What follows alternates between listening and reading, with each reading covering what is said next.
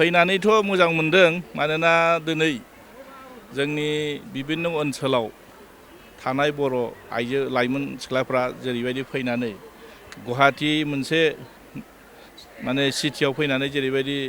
मोनसे गासैबो मोसाखावरिफ्रा जेबायदि फैनानै मोनसे सुंदर भाबै मोनसे प्रेक्टिस खालामबाय थादों खोब मोजां जादों आरो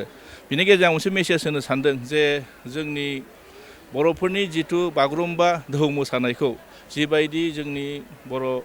लाइमोनफोरखौ लाबोनानै थानाय जानाय जेरैबायदि सा सुबिदा खालामनानै होदों बिनि थाखाय आरो बे इनिसियेटिभखौ लानायनि थाखाय मानगोनां doctor Himanta Sharma chief minister sir आरो जोंनि बिटिसिनि चिफ मानगोनां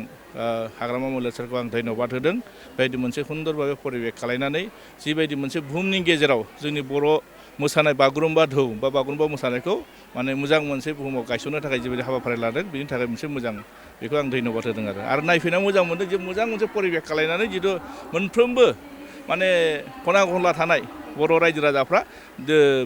फैगौ 17 थारिखआव जि जानो गोनां माने मोनसे वर्ल्ड रेकर्ड खालामनो थांगासिनो दङ बेखौ जाहाथे बयबो नायगोन आरो गोनां खावलायबाय।